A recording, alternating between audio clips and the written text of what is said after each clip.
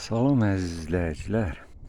İstəyirəm bu videoda bir maraqlı məsələ ilə sizi tanış edeyim, diqqətinizi çəkim.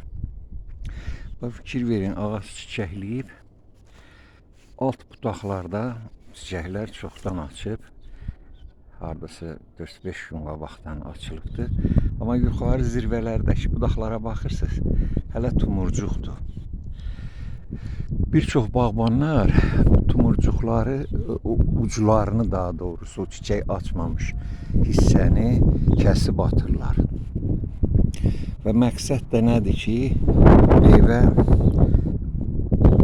erkən çiçəklərin meyvələri daha çox qida qəbul edə bilsin və daha yaraşıqlı, daha böyük meyvələr olsun ki, satış bazarı üçün daha münasib meyvələr yetişsin deyə bunu eləyirlər.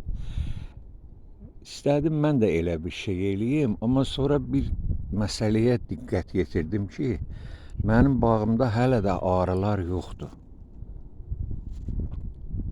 Havalar biraz soyuq keçdi, yağışlı keçdi, arılar gəlməyibdi bağa. Və elə bir həşərat da görmürəm ki, bax bu çiçəklərin tozlanmasında rol oynasın, çiçəklər yetərincə tozlana bilsin. Odur ki, əl saxladım. Dedim, o gecikmiş çiçəklər qalsa yaxşıdır. Ucları kəsmədim. Bu qalsın ki, arılar bağlara gəlib çıxınca, oyanınca bütün o tozlandırma işində iştirak edən həşəratlar bu çiçəklər heç olmasa olsun. Çünki bunlar mayalanmayıbsa töküləcək erkən açmış çiçəklər. Meyvəsiz qalmayayım, yəni meyvə az olmasın. İndi baxaq görək.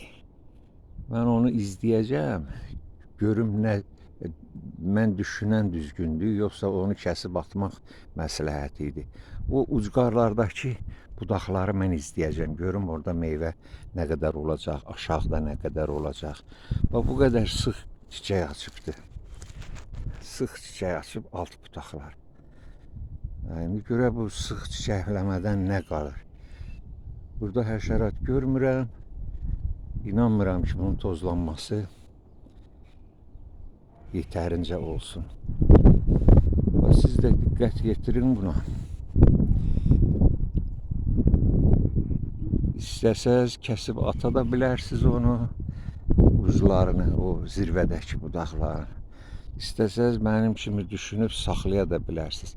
Amma bunun nəticəsini sağlıq olsun, Allah'ın fürsət versə biz mövsümün axırında biləcəyik. Sağ olun, sağlıqla qalın. Abunə olmayanlar xatırladıram olsunlar. Məncə düşünürəm ki, faydası olar bu sizin üçün də. Bilərsiniz düzgün darama işini.